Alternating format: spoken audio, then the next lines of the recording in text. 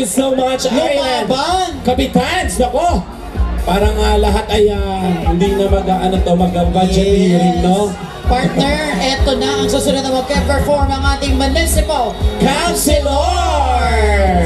Nakasalalay sa kanila ang PBB ng empleyado. At syempre para sa lahat na nandito ngayong gabi, maya-maya meron tayong guest or special guest performer Yes. na malapit sa puso ni Vice Boyet. Naman. Antayin nyo, napakagaling nitong tao ito. Yes, iba.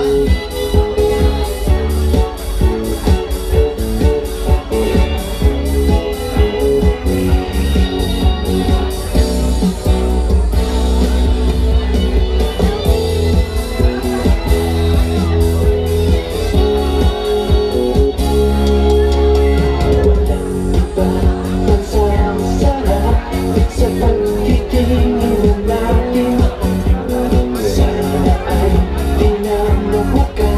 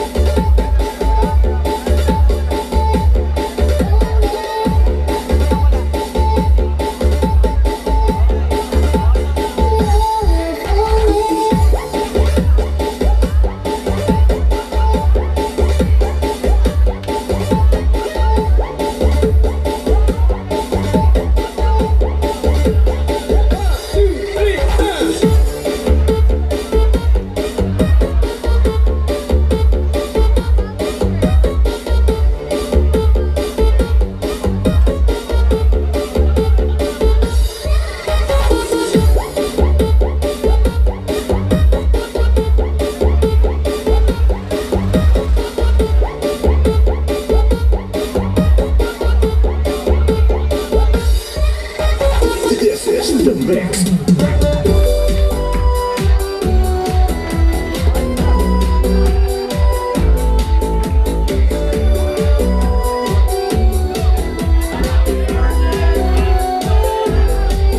Alright, thank you so much. Yes. And on behalf of our SB counselors, kasama po natin ang ating SEC to SB para magbigay ng kanyang mensahe para sa ating birthday boy.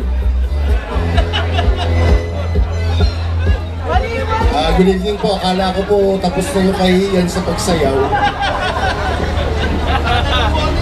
Muli po, magandang gabi po sa ating lahat. Sa hindi po nakakaalam, teenager pa lang po ako. Mga 80s, late 80s. Madalas ko na po naririnig ang pangalan na Boyet Inares. Sa mga kanto, sa mga kwentuhan. Pag nabanggit po ang pangalan na Boyet Inares, although during the time po hindi ko pa po siya nakikita personally. Ano po? Naririnig ko po yung pangalan na Boyet Inares. Pagka po sinabi na Boyet Inares, kaduktong po doon yung Bad Boy, Pilyo, Black Sheep ng Pamilya. Lahat po na negative nakakabit po sa pangalan ng Boyet Inares. First time ko po na personally na na-meet si Vice Boyet, year 2001. Nag-dinner po kami one time sa Bulawan, sa Pinilya. Ang pangalawang meeting po namin, 2004, no, siya po ay kumandidato konsehal. 2004, medyo nakatulong po niya ako sa kanyang pagkandidato. And 2007, nung nag-mayor po siya, nakasama ko po siya sa munisipyo. Nag-apply po ako sa... nawalan po ako ng trabaho ng 2007. Nag-apply po ako sa munisipyo. Salamat po kay Vice, tinanggap ako. Doon ko po nakilala ang tunay na Boyet Inares. Malayo po doon sa pagkakakilala ko sa kanya nung hindi ko pa siya nakikita. Ang totoong Boyet Inares po ay isang katulad po nung binanggit ng mga kasamahan ko kanina, generous, isang tapat, sincere, at mapagbigay na kaibigan. Higit sa lahat po, nakita ko po sa kanya yung pong malasakit niya sa bayan ng Binangonan, yung kanyang sincere na paglilingkod sa bayan ng Binangonan ay hindi niyo po matatawaran. Kanya lamang po, medyo matigas ang ulo. Ano po, boss? Nagkakaedad na tayo, hindi na po tayo bumabata. Medyo pangalagaan natin yung ating sarili. Ano, boss? So, muli po, happy birthday, boss. And God bless you. Thank you so much! Maraming salamat po. Boss Ian, thank you very much. And this time, bago po tayo mag-party at bago po namin ipakilala ang ating special guest, we have Vice Mayor's League.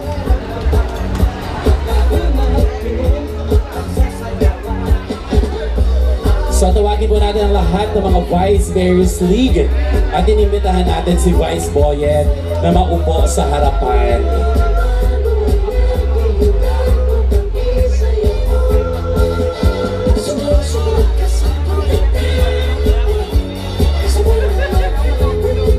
Siyempre, ito po ang mga kasamahan ni Boss Boyet. Yes!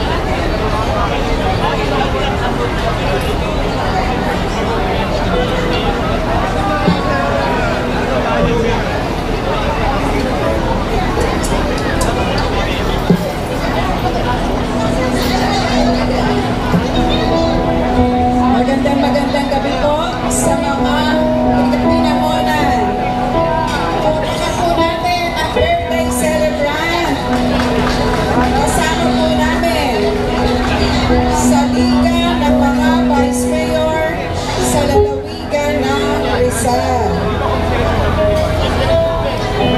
Bagong lahat, gusto ko pong ipakilala sa inyo ang mga Vice Mayor ng ating 13 municipalities at 1 city. At ito lang po naka-blue ang nakarating. Sa totoo lang, wala po kaming practice. Ang may pangkakas po nito ay si future Mayora, si Ma'am Rhea, Asan si Rhea? Hindi ko to alam. At ito po mga staff namin na mga marites at masisipag. Yan po ang kampon ni Vice Mayor Boyet dahil lagi pong libre. At dito po ang Vice Mayor Harry Arago ng Pililla. Ay, alam. Nakaw, lagot ang... Okay. At ang Vice Mayor ng Morong, si Vice Mayor John Feliciano. Sa Teresa, si Vice Mayor Freddy Bonifacio. At ang katabi ko, halos lahat ng taga-Binangonan, kilala niya.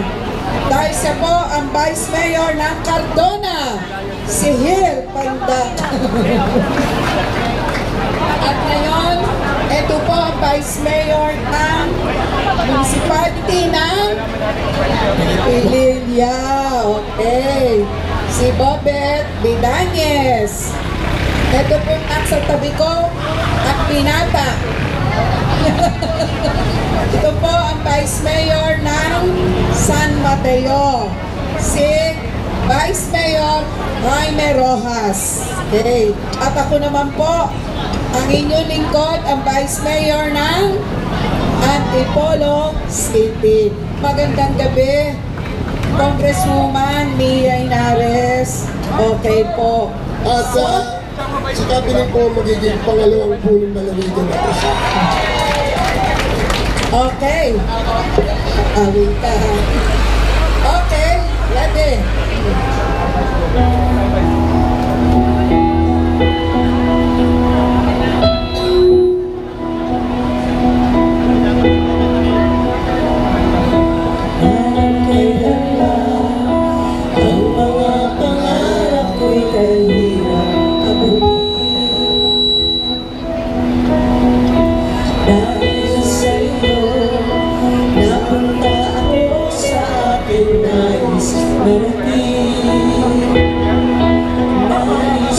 Kayo pasalamat, kahit man lamang isang awitin. Mayor Boyet, maraming salamat sa lahat ng naging tulong ninyo sa Vice Mayor Silip na Rizal. Sa akin, personal na tulong, na marami ninyo akong bisita. Dahil sa kabila ni Kapitan Chris, lahat ng taga-Cardona ay lumalabas sa Binangon. Kaya wala akong tinatakbuhan. Siyempre kay Vice Boyet muna. Pag si Chris ang tinakbuhan ko si Kapitan, tinatang